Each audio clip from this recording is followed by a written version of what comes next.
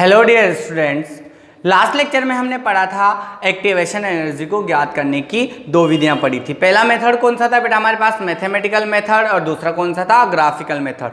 दोनों मेथड हमने अच्छी तरह से पढ़ लिए थे, दोनों की डेरिवेशन की व्युत्पत्ति हमने वहां पे कर ली थी। देखो बेटा दोनों से संबंधित यहाँ पर क्या है, कुछ न्यूमेरिकल्स दिए हुए हैं। जैसे पहला न्यूमेरिकल है निम्नलिखित अभिक्रिया की कोटि को दर्शाइए। आपको क्या करना है बेटा, अभिक्रिया की कोटि निकालनी है। उसने दिया हुआ क्या है, वेग व्यंजक दिया हुआ है, वेग व्यंजक लिख दिया उसने, तो आपको कोटि निकालनी है। और आपको पता है बेटा ऑर्डर ऑफ रिएक्शन अभिक्रिया की कोटि की डेफिनेशन क्या है, निर्धारित रूप से या फिर प्रायोगिक रूप से कोई जो निर्धारित अभिक्रिया का वेग व्यंजक है उसकी जो सांद्रता पद है, ये ए बी कोई भी हो सकते हैं बेटा, उसकी घातों का क्या कर दो आप, कुल योग कर दो, तो क्या आ जाएगी आपके पास, ऑर्डर ऑफ रिएक्शन आ जाएगी। तो देखो यहाँ पर पहले का आंसर निकालते हैं हम। क्वेश्चन नंबर फर्स्ट था तो आंसर नंबर फर्स्ट, और इसका कौन सा बेटा, पहला। लिखने का तरीका सही होना चाहिए। अब देखो यहाँ पर क्या निकालनी है, अभिक्रिया की कोटि निकालनी, तो वेग व्यंजक से निकालेंगे ना, सांद्रता पद ये दो है, दोनों की घातों का कुल योग। तो इसकी घात तो कितनी है 1/2 प्लस दूसरे की घात कितनी है बेटा 3/2। निकाल लेंगे कोटि, यहाँ पर दोनों को क्या ले लेंगे बेटा, लघुत्तम 2 आ जाएगा। 2 का भाग 2 में एक बार और 1 को 1 से मल्टीप्लाई करोगे तो 1, प्लस 2 का भाग 2 में एक बार, 1 को 3 से मल्टीप्लाई करोगे तो 3। कितना हो जाएगा, 3 1 4 और बटा 2, तो कितना आ गया बेटा यहाँ पर हमारे पास 2, यानी कि अभिक्रिया कौन सी है बेटा, द्वितीय कोटि की अभिक्रिया होगी। दूसरा आंसर देखो बेटा आप यहाँ पर, दूसरा वेग नियतांक दे रखा इसने, तो क्या करोगे आप 3/2। पहला तो सांद्रता पद की घातांक कितनी है 3/2, फिर देखो प्लस जोड़ोगे ना आप, फिर दूसरी क्या है बेटा -1।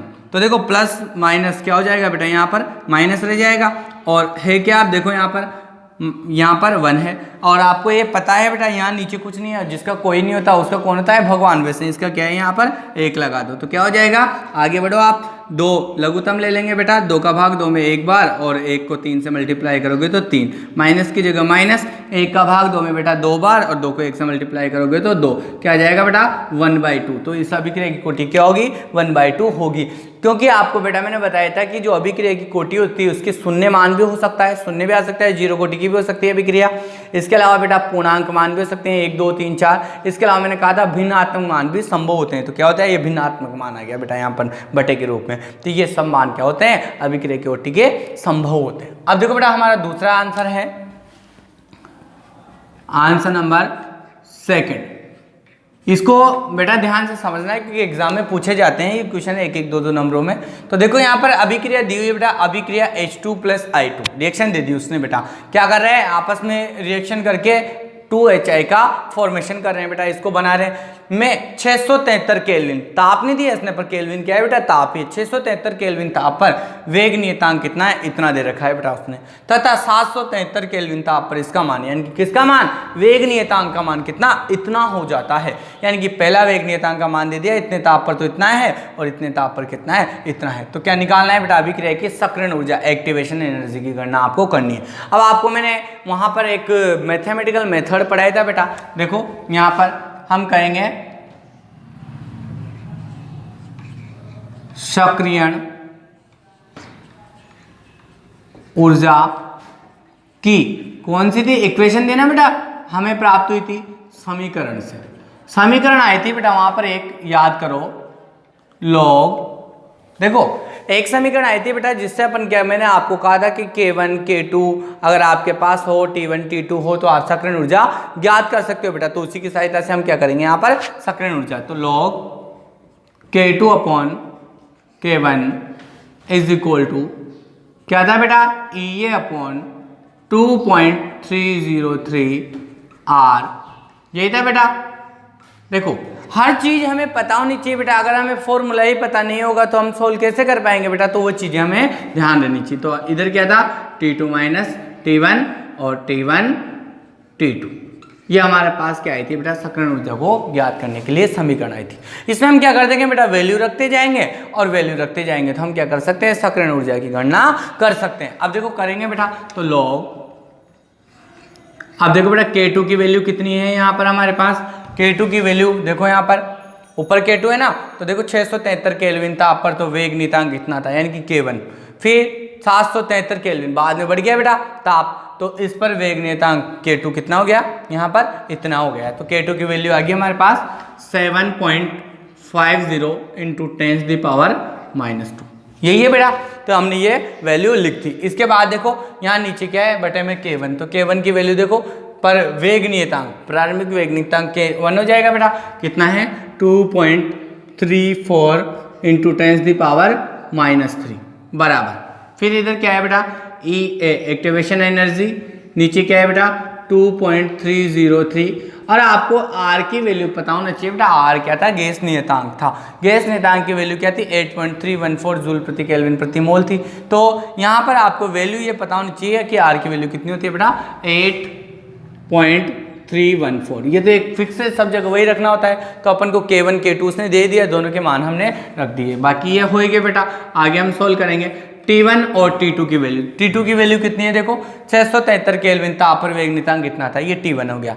फिर तथा 773 केल्विन पर इसका मान इतना हो गया, यानी कि बाद वाला T2 का मान क्या है 773 है। तो 773 क्या हो जाएगा बेटा -673 K1, T2 माइनस T1 हो गया बेटा। यहाँ क्या हो जाएगा T1 673 इंटू T2 773, सोल्व हो गया बेटा। यहाँ पर हम इसको सोल्व कर लेंगे। देखो बेटा करना क्या है, थोड़ा सा हमें एक चीज़ पता होना चाहिए, कुछ ना कुछ हिंट तो वो वहाँ पर हमें देगा। कुछ ना कुछ हिंट कैसे देगा बेटा वो, जैसे यहाँ पर देखो 10 की घात -3 है, -3 है और ऊपर कितनी है -2 है। -2 का नीचे बचेगी कितनी बेटा -1 बचेगी। -1 को भी आप ऊपर ले जाओगे तो क्या हो जाएगी +1। सोल्व करना है तो बेटा आपको थोड़ा सा रफ में सीखना पड़ेगा। जैसे मैं आपको बता देता हूँ, जैसे 7.50 अपॉन 2.34, इधर ऊपर क्या है बेटा 10⁻²। इस 10⁻³ को ऊपर ले जाओ आप, तो यहाँ से ऊपर जाते हैं क्या हो जाएगी 10⁻³ थी, प्लस की 3 होगी, प्लस की 3 से क्या हो जाएगा बेटा माइनस की 2 कट जाएगी, बचेगी कितनी यहाँ पर देखो 10⁻1 बचेगी, यानी कि 10 ही बचेगा। 10 को इससे मल्टीप्लाई कर दोगे बेटा तो क्या आ जाएगा आपके पास, देखो पॉइंट है एक पीछे खिसक जाएगा 75.0 बटा क्या बच जाएगा 0.34। अब करना क्या है बेटा 75 में 2.34 का भाग देना है। देखो जोड़ बाकी गुणा भाग तो बेटा थोड़ा सा करना पड़ेगा, अगर आपको नहीं आता है तो वो भी सीख ले, और तो हम इससे ज़्यादा कुछ भी नहीं कर सकते। तो देखो बेटा यहाँ पर हम भाग दे देंगे तो यहाँ पर हमारे पास आ जाएगा कितनी बार जाएगा 32.05 बार भाग चल जाएगा, चल गया। तो ये इसकी पूरा को सोल्व कर दिया। फिर इसके बाद EA अपॉन 2.303 इंटू 8.314, यहाँ क्या बचेगा बेटा हमारे पास देखो 773 माइनस 673 कितना बच जाएगा 100 बच जाएगा। नीचे क्या बचा 673 इंटू 773, ये हमने सोल्व कर दिया। अब करना क्या है बेटा, देखो आपके पास log 32.05 की वैल्यू पता होनी चाहिए। इसको कहाँ से रखोगे आप, आपको थोड़ी पता है, तो ये वो एग्जाम में देगा बेटा आपको। जो भी यहाँ पे वैल्यू आएगी ना उसके आसपास आपका आंसर आएगा बेटा। कैसे, जैसे माना कि यहाँ 32.05 की वैल्यू उसने दी, तो आपके हो सकता है कि वहाँ आंसर 32.05 की 0.4 आ जाए, 0.6 आ जाए, थोड़ा बहुत कम ज़्यादा आ सकता है क्योंकि अपन हाथ से कैलकुलेट करते हैं बेटा, तो जोड़ बाकी गुणा भाग इतना कैलकुलेट नहीं हो पाता उतने कम टाइम में। तो क्या होगा, हमें वो जो भी वैल्यू देगा बेटा, यहाँ जो भी log का मान आएगा ना उसकी वैल्यू वो देगा 100%। तो देखो इसने क्वेश्चन में दे रखी है log 32.05 की वैल्यू कितनी है बेटा 1.504 है, तो इसकी वैल्यू हम रख देंगे यहाँ पर। तो इसकी वैल्यू 1 कितनी दे रखी है बेटा 506 हो गई इसकी वैल्यू। इसकी वैल्यू हमने रख दी। बचा क्या बेटा हमारे पास EA अपॉन 2.303 इंटू 8.314, और इधर क्या बचा बेटा 100 इंटू 673 इंटू 773। एक्टिवेशन एनर्जी निकालनी है बेटा, इसको इधर ही रख दो और बाकी सबको पक्षांतर करके आप इधर ले आओ। तो क्या हो जाएगा बेटा EA इज इक्वल टू, देखो एक्टिवेशन एनर्जी ऊपर है बराबर, इधर कितना है बेटा यहाँ पर 1.506, ये इधर आएगा बराबर के, तो नीचे है बेटा में ऊपर आ जाएगा बेटा, तो इंटू 2.303 इंटू 8.314 हो गया बेटा। ये भी बराबर के इधर आएगा, देखो बराबर के इधर आएगा ना, तो नीचे वाला ऊपर और ऊपर वाला नीचे, तो क्या हो जाएगा 673 इंटू 773 अपॉन कितना हो जाएगा, ये 100 नीचे आ गया बेटा, तो हमारे पास ये वैल्यू प्राप्त हो गई। अब देखो बेटा, आप कुछ नहीं करना है, आपको थोड़ा सा तो आपको कष्ट आपको ही करना पड़ेगा। देखो क्यों, क्योंकि इतने लंबे जोड़ भाग की गुणा भाग करके 1 घंटे का वीडियो जोड़ भाग की गुणा भाग थोड़ी सिखा रहा हूँ मैं आपको यहाँ पर। उसके लिए 1 घंटे का वीडियो बनाना एक हमारी बेवकूफ़ी होगी बेटा, इसलिए आप करके देखिए। अगर नहीं आता है तो आप पूछ ले बिल्ली से, कोई परेशानी नहीं है, ठीक है। तो इन सबको हम क्या कर देंगे बेटा, यहाँ पर सबको पहले तो गुणा कर देंगे, गुणा करना सबको आता है आराम से, फिर उसमें 100 का भाग दे दोगे आप। 100 का भाग देते हैं, क्या हो जाएगा हमारे पास जो आंसर आएगा बेटा, वो आएगा 150011.21 जूल प्रति मोल, क्योंकि इसका मात्रक जूल प्रति मोल में आ रहा है बेटा सक्रिय ऊर्जा का। अब देखो बेटा, ये मात्रक छोटा मात्रक है, अगर हम इसे किलो जूल में बदलना चाहें तो activation energy is equal to क्या हो जाएगा बेटा हमारे पास, kilo joule. Kilo joule 1 joule बराबर, सॉरी 1 किलो जूल में कितना बेटा 1000 जूल, तो इसको किलो जूल में बदलोगे तो 1000 का भाग दे दोगे आप, तो क्या करोगे 150011.21, ठीक है, जूल प्रति मोल। 1000 का भाग दे दो बेटा आप, 1000 का भाग दोगे तो ये 1, 2 और 3 दशमलव और हट जाएगी, तो लगभग कितना जाएगा बेटा 150.011 किलो जूल प्रति मोल। ये आपका क्या जाएगा बेटा, किलो जूल में आंसर आ जाएगा।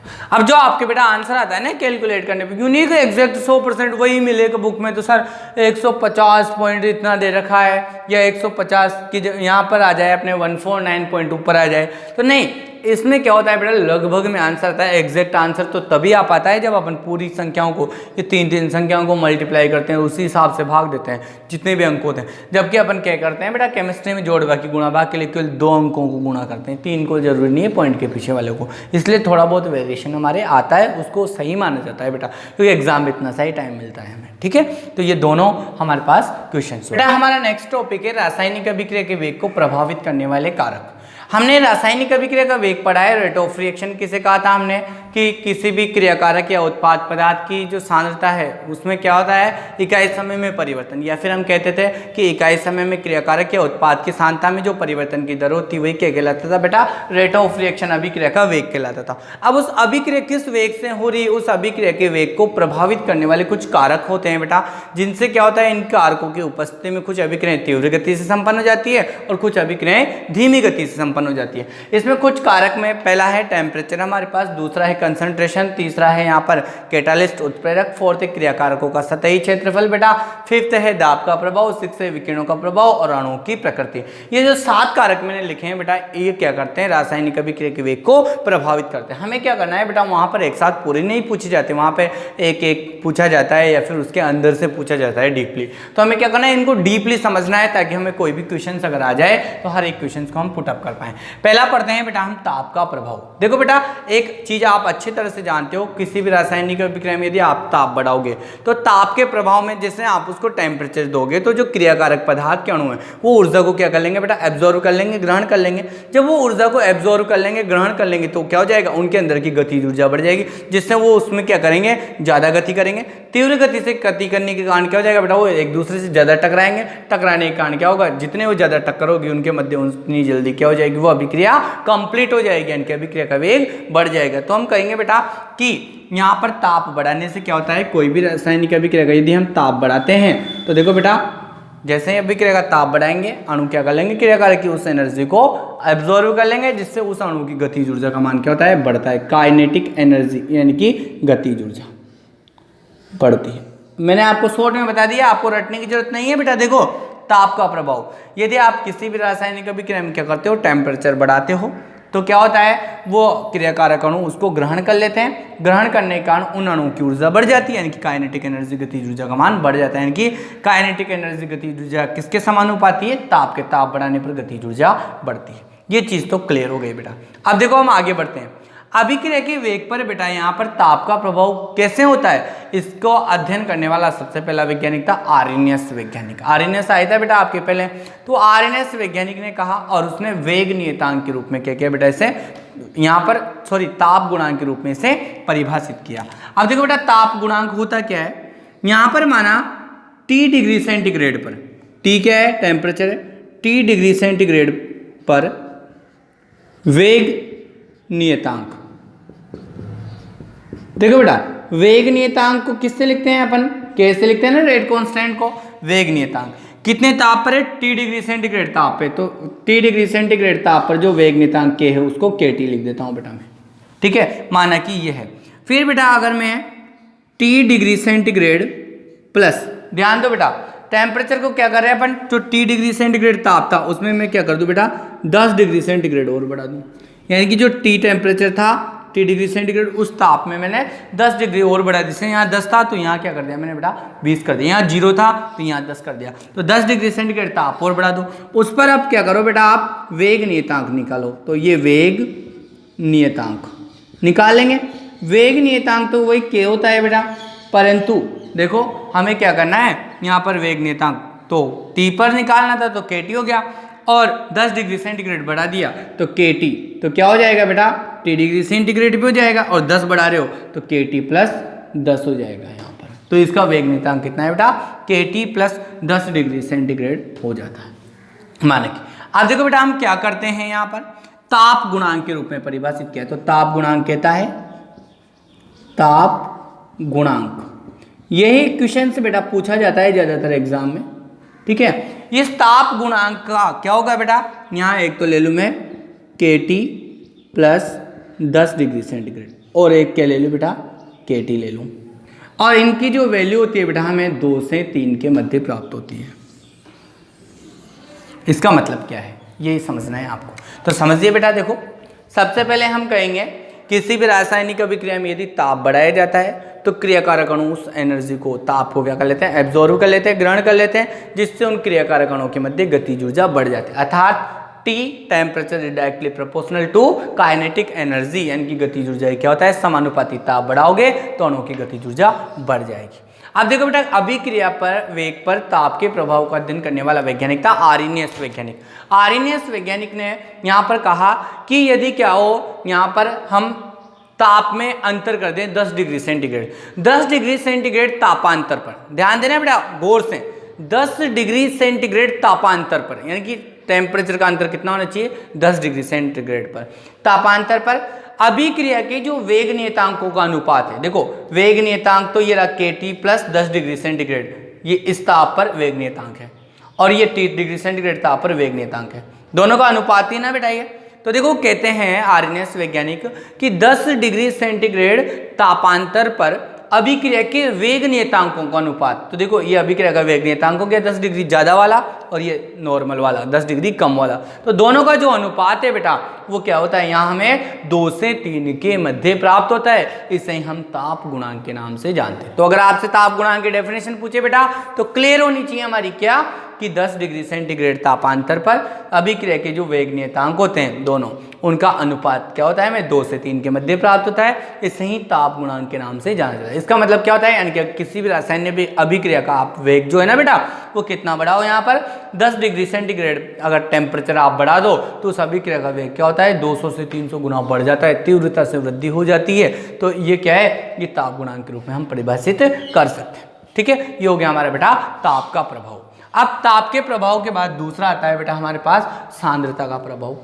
अब देखो सांद्रता का प्रभाव को समझने के लिए सेकंड है हमारा सांद्रता। अभिक्रिया के वेग पर प्रभाव पड़ रहे हैं ना अपन, तो दूसरा प्रभाव क्या हो जाएगा बेटा, सांद्रता का प्रभाव, या शॉर्ट में सांद्रता भी लिख सकते हो आप, क्योंकि ऊपर क्या है आपके पास पूरा टॉपिक डाला हुआ है। ठीक है, अब ये तो आपको अच्छे से पता है बेटा, कोई भी रासायनिक अभिक्रिया है, यदि क्रियाकारक पदार्थों की हम क्या करें, सांद्रता को बढ़ाएं। सांद्रता को बढ़ाते हैं तो जब उनकी सांद्रता ज़्यादा रहेगी तो वो आपस में क्रिया करेंगे, ज़्यादा क्रिया करेंगे तो क्या होगा, ज़्यादा उत्पाद बनेगा, यानी कि जल्दी उत्पाद बनेगा, तो अभिक्रिया का वेग भी क्या होगा, अधिक होगा। अतः हम कह सकते हैं कि रासायनिक अभिक्रिया का वेग, देखो बेटा अभिक्रिया का वेग डायरेक्टली प्रोपोर्शनल टू होता है टक्करों की संख्या, टक्करों की संख्या। ये आपके पास एक क्या आ गया, फॉर्मूला आ गया बेटा, जनरल फॉर्मूला। इससे आप समझ सकते हो कैसे। अगर क्रियाकारक अणुओं के मध्य जितनी अधिक टक्करें होंगी वो एक दूसरे से मिलेंगे, बंध टूटेंगे, पुराने बंध टूटेंगे तो नए बंध बनेंगे और उत्पाद का निर्माण होगा। तो हम कहेंगे यदि क्रियाकारक अणुओं की सांद्रता बढ़ाई जाती है बेटा, तो सांद्रता बढ़ाने से उनकी क्या होती है, वहाँ पर उनके मध्य टक्करों की संख्या बढ़ जाती है और टक्करों की संख्या बढ़ने से क्या होता है, अभिक्रिया का वेग बढ़ता है। अर्थात हम कह सकते हैं कि rate of reaction is directly proportional to टक्करों की संख्या, यानी कि टक्करों की संख्या बढ़ने पर रासायनिक अभिक्रिया का वेग भी क्या होता है, बढ़ता है। क्लियर है बेटा। इसके अलावा द्रव्यानुपाती क्रिया के नियम से भी बेटा हम जानते हैं, यहाँ पर द्रव्यानुपाती क्रिया के नियम से जानते हैं कि जो अभिक्रिया का वेग होता है बेटा, अभिक्रिया का वेग वो समानुपाती होता है क्रियाकारकों की सांद्रता के, क्रियाकारकों की सांद्रता की। यानी कि यदि आप क्रियाकारकों की सांद्रता बढ़ाओगे तो क्या होता है, उस रासायनिक अभिक्रिया का वेग बढ़ जाता है। अर्थात हम कह सकते हैं कि क्रियाकारक पदार्थों की यदि सांद्रता को बढ़ाया जाए तो क्या होता है, रासायनिक अभिक्रिया का वेग बढ़ जाता है। यही तो अपन को लिखना है और कुछ थोड़ी लिखना है बेटा ज़्यादा। यहाँ पर तीसरा आता है बेटा उत्प्रेरक का प्रभाव। तीसरा मुख्य गुणधर्म है उत्प्रेरक का प्रभाव। बेटा ये उत्प्रेरक का प्रभाव आपके यहाँ भी आ रहा है और आपके अन्य चैप्टरों में भी आएगा, इसलिए आप थोड़ा सा इसको यहाँ ध्यान से समझे तो आप वहाँ पे आपको थोड़ा कम याद रखना पड़ेगा, क्योंकि आधी चीज़ तो आपके यहीं से क्या हो जाएगी, मिल जाएगी। थोड़ा सा एक्स्ट्रा आएगा आपके बस। तो सबसे पहले देखो बेटा, उत्प्रेरक को प्रभाव को समझने के लिए मैं एक ग्राफ बनाता हूँ आपको। ग्राफ मैंने आपको पहले भी बनाया था बेटा, एक्टिवेशन एनर्जी याद हो तो आपको, वहाँ पे हमने एक ग्राफ बनाया था। वही ग्राफ क्या करना है, हमें यहाँ बनाना है। ठीक है, तो ग्राफ बनाने के लिए बेटा हम क्या करेंगे, दो एक्सिस लेंगे। सबको पता ही है तो कि ग्राफ में 2D ग्राफ बनाएंगे अपन, ये 2D ग्राफ बना लेंगे बेटा। ठीक है, एक्स एक्सिस वाई एक्सिस। ठीक है बेटा, इधर तो हम क्या ले लें, रिएक्शन कोऑर्डिनेट्स, अभिक्रिया की प्रगति। भाई किस प्रगति, अभिक्रिया की प्रगति कितनी हो रही है, कितनी संपन्न हो रही है, वो आ गया बेटा। मूल बिंदु के निर्देशांक कितने आ जाएंगे बेटा, 0 आ जाएंगे। यहाँ ले ले बेटा हम काइनेटिक एनर्जी, गतिज ऊर्जा, ऊपर अधिक है और नीचे क्या हो जाएगी बेटा, कम। बढ़ रही ऊपर और इधर अभिक्रिया संपन्न हो रही। अब बेटा मैंने आपको एक एग्जाम्पल बताया था कि सबसे पहले तो यहाँ आप सीधे सीधे क्या कर दो, 2 रेखाएं खींच दो ऊर्जा की, जिससे आपको पता रहे बेटा जो ग्राफ बना रहे हो वो आप सही बने आपका। एक तो ये खींच दिए बेटा हमने, लेवल से पटरी से सीधी खींचनी है बेटा, खींच देंगे हम बेटा। एक तो थोड़ा नीचे से खींच दें, एक तो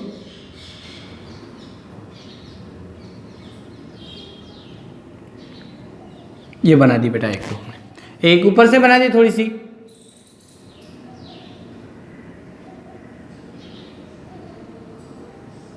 ये डैश डैश, केवल डैश से बनानी बेटा। अब देखो आपके पास यहाँ रिएक्टेंट है, कोई क्रियाकारक है बेटा। ये क्रियाकारक आपस में क्रिया करके क्या करते हैं बेटा, एक निश्चित ऊर्जा अंतराल को पार करेंगे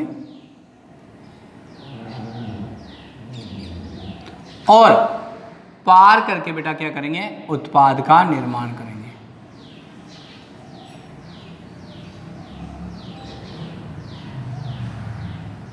ये ग्राफ बनाया मैंने बेटा। यहाँ पर ग्राफ में क्या है बेटा, यहाँ H2 माना कि यहाँ H2 है और दूसरा क्रियाकारक क्या है बेटा, I2 है। दोनों ही है बेटा, दोनों ने क्रिया करके ये यहाँ जो प्रोडक्ट बनाया है बेटा वो क्या बनाया है, 2HI का फॉर्मेशन किया है। ये क्या है बेटा, आपके पास यहाँ प्रोडक्ट है, उत्पाद बन गया। समझना है बेटा आपको, इसको बहुत काम की चीज़ है, आगे भी आएगी आपके, यहीं पे समझ लो आप। अब देखो बेटा यहाँ क्रियाकारक अणुओं की ऊर्जा तो कितनी है, काइनेटिक एनर्जी देखो इस रेखा पे यहाँ पे, यानी कि ज़्यादा है। और उत्पाद की कितनी है, देखो बेटा ये इतनी सी है, कम है। यानी कि आप जानते हो जब रासायनिक अभिक्रिया होती है ना बेटा, तो क्रियाकारक अणु जब क्रिया करके उत्पाद बनाते हैं तो उत्पाद की ऊर्जा क्या हो जाती है, क्रियाकारक की ऊर्जा से थोड़ी सी घट जाती है। क्यों, क्योंकि ऊर्जा जब उसकी कम रहेगी तभी तो वो अणु क्या होगा बेटा, स्थायी रहेगा, नहीं तो वो रहेगा ही नहीं। इसलिए क्या है, यहाँ पर ऊर्जा कम ही बनानी है हमें। फिर भी ये क्या होता है बेटा, अलग अलग अभिक्रिया से उष्मा से पी उष्मा शोषी के आधार पर कुछ में कम होती है, कुछ में ज़्यादा भी हो जाती है, पर अपने यहाँ पर सलेबस में यही है। ठीक है, अब आगे बढ़ते हैं हम। आगे बढ़ते हैं तो देखो बेटा यहाँ से यहाँ तक की जो ये ऊर्जा होती है, आपको ये अच्छे से पता है कि यहाँ से यहाँ तक की जो ऊर्जा अंतराल होता है, इसी को क्या बोलते थे बेटा हम, एक निश्चित ऊर्जा अंतराल को पार करके क्या होता है, चलता है अणु, इसको हम क्या बोलते थे बेटा, एक्टिवेशन एनर्जी, सक्रियण ऊर्जा। इसको फर्स्ट दे दूं मैं नाम, दे दिया बेटा हमने, सक्रियण ऊर्जा फर्स्ट नाम दे दिया। अब देखो ये है यहाँ पर मध्य, दोनों आपस में क्रिया करेंगे तो आपको पता है बेटा क्या बनाया था मैंने, हाइड्रोजन हाइड्रोजन के मध्य पुराने बंध टूटेंगे, होगा ना बंध, वो टूटेगा बेटा। ऐसे आयोडीन आयोडीन के मध्य जो बंध है वो क्या होगा बेटा, टूटेगा।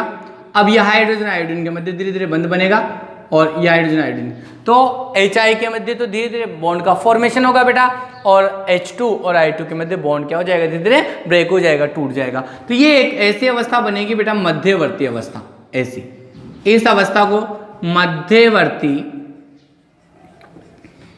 संक्रमणशील अवस्था या संक्रमण अवस्था के नाम से जानते हैं, जिसकी ऊर्जा क्या होती है बेटा, अधिक होती है, तो हाईली अनस्टेबल होता है, ये अस्थायी होता है और टूटता है तुरंत।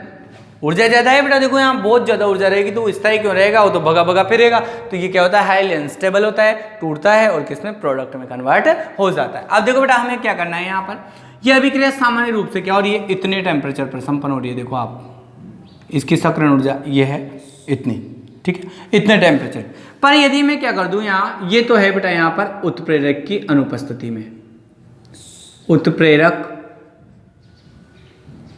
की अनुपस्थिति में सक्रियण ऊर्जा है ये तो बेटा। अब देखो बेटा, अगर मैं क्या कर दूं, इसमें अभिक्रिया में उत्प्रेरक मिला देता हूं, तो ये उत्प्रेरक क्या करता है, अभिक्रिया की सक्रियण ऊर्जा को कम कर देता है। तो देखो बेटा, अभिक्रिया को और कुछ नहीं करेगा, बस इसकी जो एक्टिवेशन एनर्जी है ना उसको क्या कर देगा बेटा, कम कर देगा। तो ये ग्राफ हम इस तरह से बना देंगे बेटा, ये इसमें क्या हुआ बेटा, ये यहां से यहां तक बनाता हूं मैं, देखो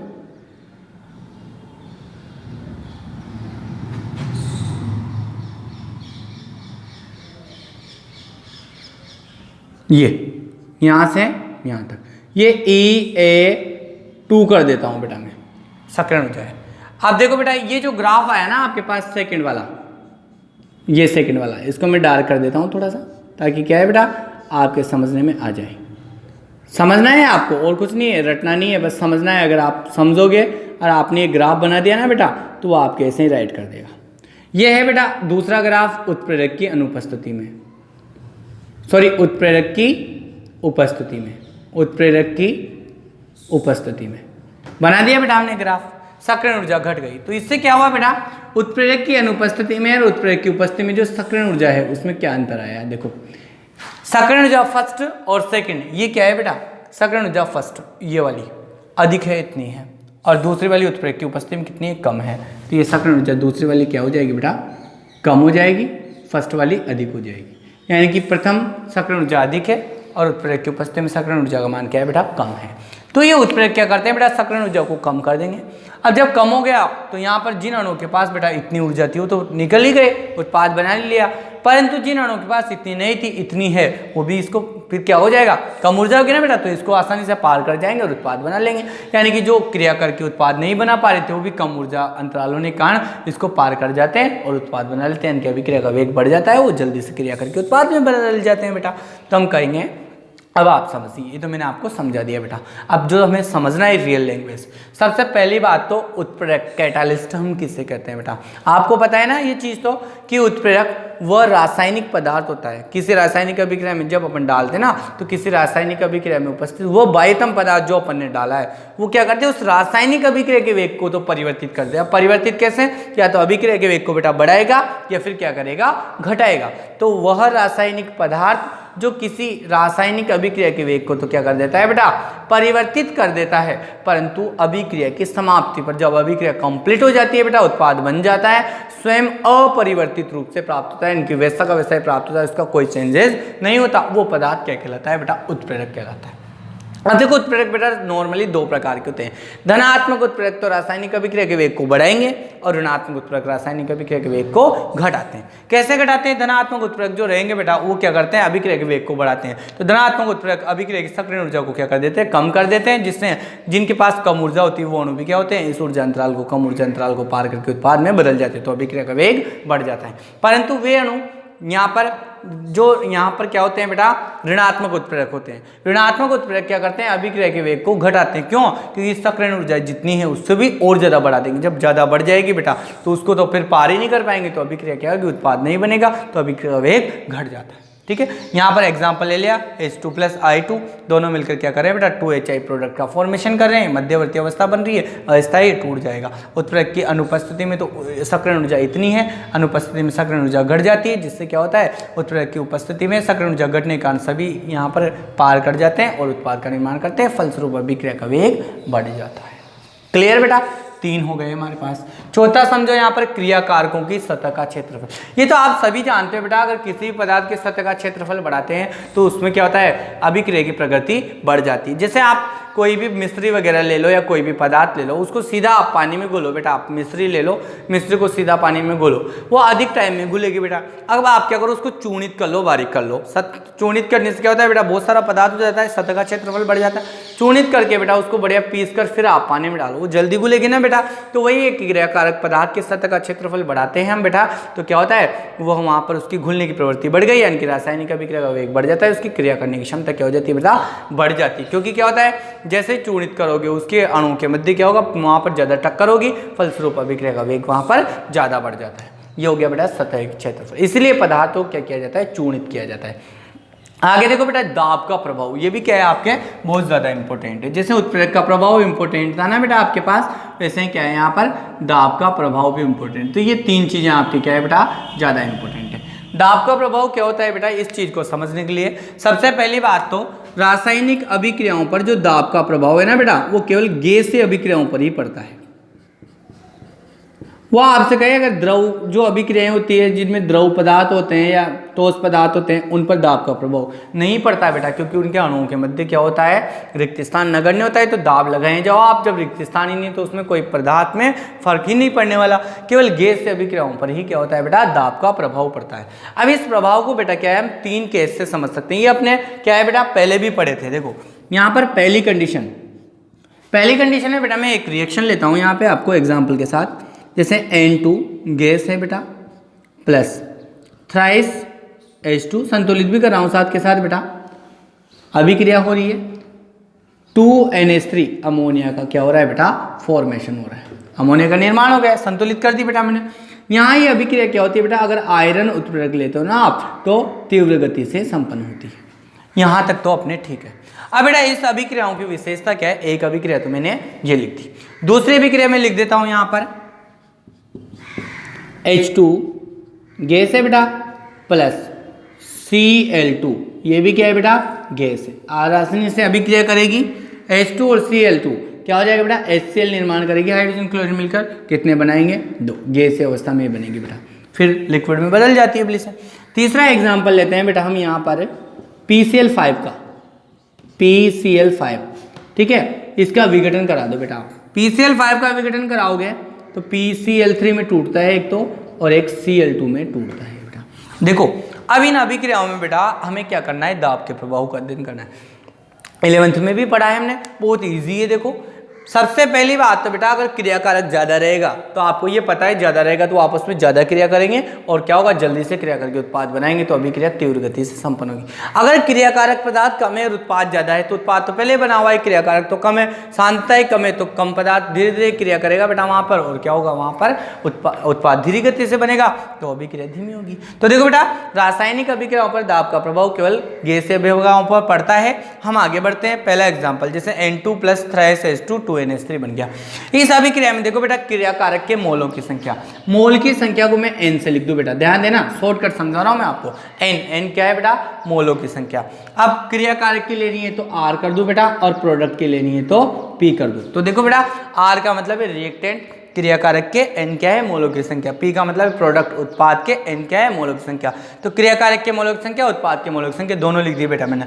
यहाँ क्रियाकारक के मोलों की संख्या कितनी है बेटा, 3 मोल तो हाइड्रोजन के, और इसका कुछ नहीं तो 1 रहेगा बेटा, तो 3 और 1 4 मोल तो किसके हैं, यहाँ पर उत्पाद के हैं, क्रियाकारक के। और उत्पाद के कितने मोल है बेटा, 2 है। तो क्रियाकारक के मोल क्या है बेटा, अधिक है हमारे पास, तो क्रियाकारक के तो 4 है और उत्पाद के 2 है। तो यदि क्रियाकारक के मोलों की संख्या बेटा क्या हो, उत्पाद के मोलों की संख्या से अधिक हो, तो ऐसी अभिक्रियाओं में अगर प्रेशर P दाब बढ़ाएंगे बेटा हम, तो रेट ऑफ रिएक्शन R अभिक्रिया का वेग क्या हो जाएगा। देखो जिन अभिक्रियाओं में क्रियाकारक के मोलों की संख्या देखो बेटा ज़्यादा है और उत्पाद के मोलों की संख्या क्या है, कम है। क्रियाकारक के मोलों की संख्या अधिक है, उत्पाद के मोलों की संख्या अधिक है, सॉरी कम है। तो क्या होगा बेटा, दाब बढ़ाएंगे अपन, जैसे ही दाब बढ़ाएंगे आपस में क्या होगा, संपीड़ित होंगे, पास पास आएंगे, जल्दी क्रिया करेंगे तो अभिक्रिया जल्दी संपन्न होगी। तो दाब बढ़ाने पर क्या होता है, अभिक्रिया का वेग रेट ऑफ रिएक्शन भी क्या होता है बेटा, बढ़ता है। हो गया आपकी थ्योरी कंप्लीट। दूसरा एग्जाम्पल देखो बेटा, यहाँ रिएक्टेंट के मोल की संख्या 1 मोल तो इसका, 1 मोल इसका, 2 मोल है। उत्पाद के भी मोल कितने हैं बेटा, 2 है। तो वे रासायनिक अभिक्रियाएं बेटा जिनमें रिएक्टेंट के मोलों की संख्या और प्रोडक्ट के मोलों की संख्या क्या होती है, इक्वल होती है, बराबर होती है।